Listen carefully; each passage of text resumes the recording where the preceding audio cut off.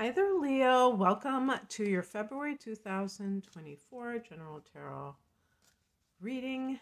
It's Raina here with my miniature. Oops. I have those upside down. With my miniature. Oh, some of the cards here. Okay, I'm going to have to put these upright or face down, I should say.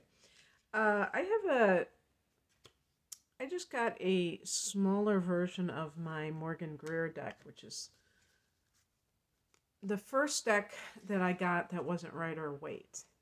And I really enjoyed that deck until one of the cards went missing. So here we have the smaller version.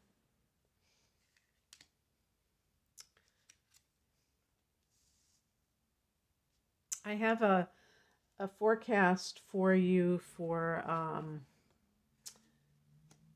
February that's astrological. You can check my channel for that. And suffice it to say, there's a lot of Aquarius energy, like an inordinate amount. And so that would affect your relationship.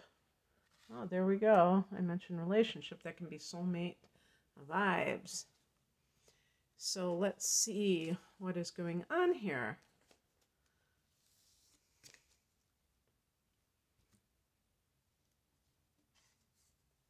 The heart of the matter is the Five of Wands. Wands energy is fire energy. Leo, Aries, Sagittarius, my sign. And this can indicate conflict. It doesn't, sometimes it can be like a friendly competition, like a jostling match. Like you're in a workplace and everybody's bringing their A game. And so you have to step up to the plate. And you can't be a slacker. Not that I think a Leo person would be a slacker, but anyway. But oftentimes I see this as conflict. And I believe that Aquarius, as I recall, all those planets like Aquarius and Mars, why am I saying Aquarius? Mars and Venus in Aquarius are going to be in that 7th house. So when Mars is in the 7th, sometimes it's like two people, like a relationship situation, they can't see eye to eye. Now, it could be an actual downright like legal battle, but there can be some kind of competition. But even in a loving relationship, sometimes you have some issue that comes up where you're just not on the same page and you can't see things in the same way. And it is what it is, even if you normally get along. In the past position, we have the High Priestess. What I feel like with those two cards is that if we're talking about relationship issues and all of a sudden you're not getting along with someone, that can be coupled with this sense that there's something going on that you're not privy to.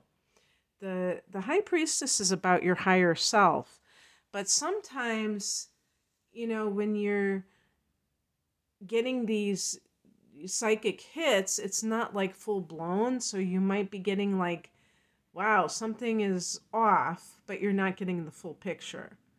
And if you're relying on that other person to kind of tell you what they're thinking, they may not. They may be kind of withholding something from you that is connected to the truth.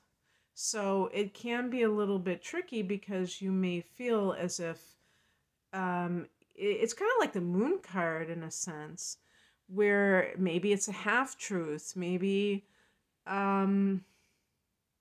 there are things going on beneath the surface, but you're sensing it. You're definitely sensing it. So that can be sometimes difficult, but you know, with the Five of Wands, oftentimes this is when it happens, when people stop getting along. Then one of the parties says, whoa, wait a second. I don't know about this. Why are we suddenly butting heads when we normally are on the same page? So you kind of put two and two together sometimes. The higher message is the Magician. I love this card for you because this is about being a conscious co-creator with the universe. Also, another thing too is this can happen in the workplace with the Five of Wands, where an example would be you're under new management and all of a sudden there is this stoking of competitive forces. I remember when I was working in a health food store, and one of the brilliant sales, whatever, general managers or whatever, decided that they were, they were going to sell certain supplements, and we were going to get commissions off of these supplements. We normally just got paid by the hour.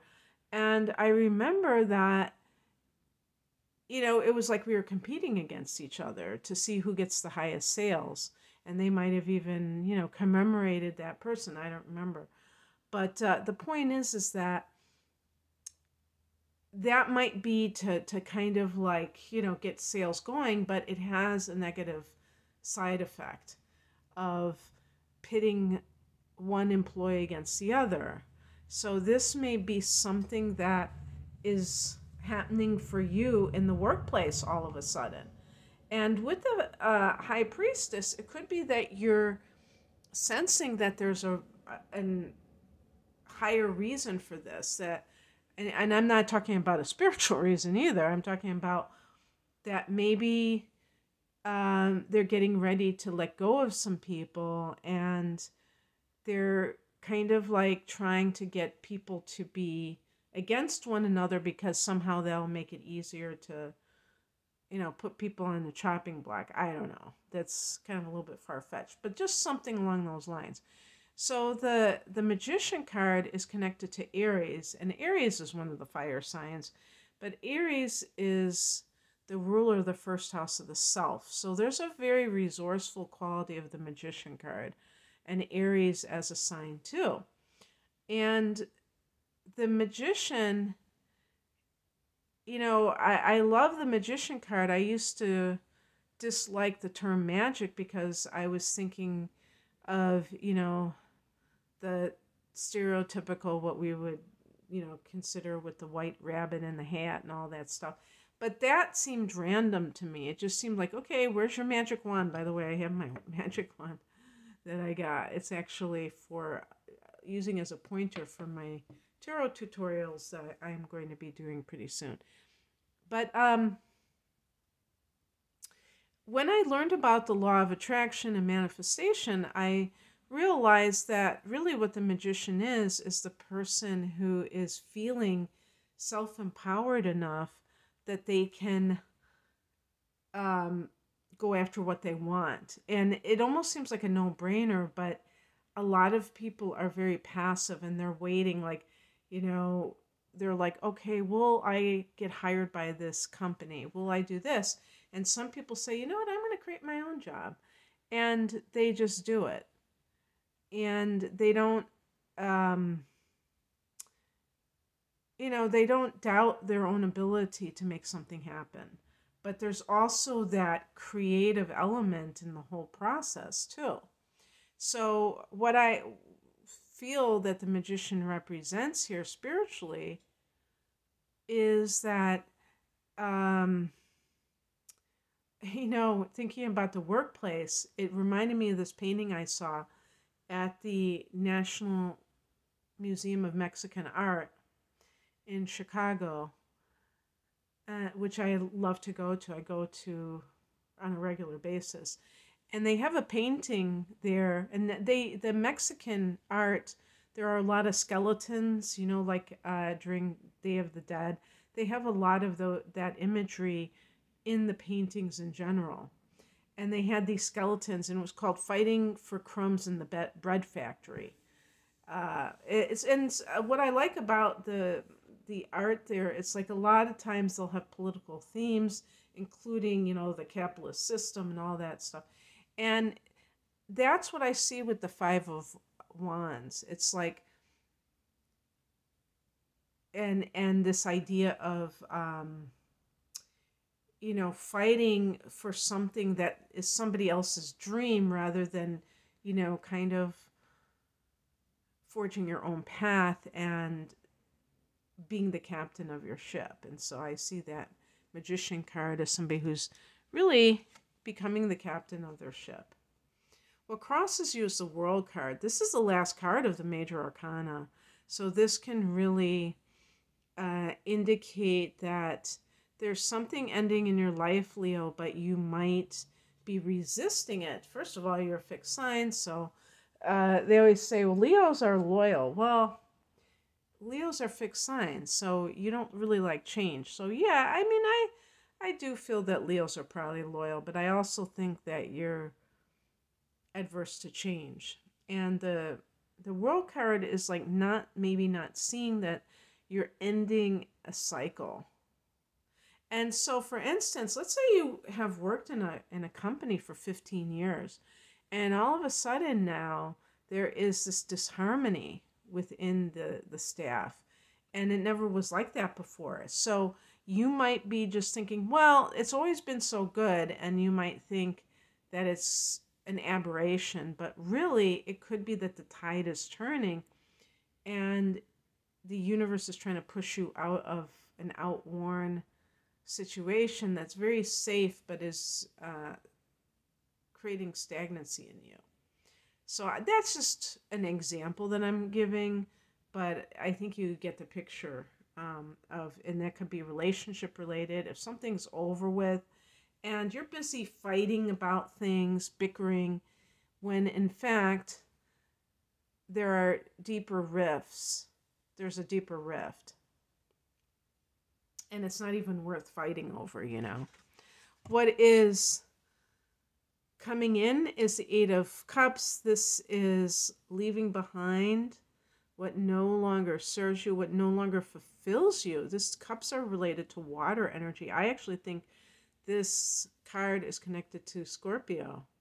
But it's that idea, and Scorpio is that sign that is very extreme, like either really being into something or really not being into it. And so this idea of tolerating something, that I don't think Leo is down for that either, because you're a very passionate sign. So you don't like to play small.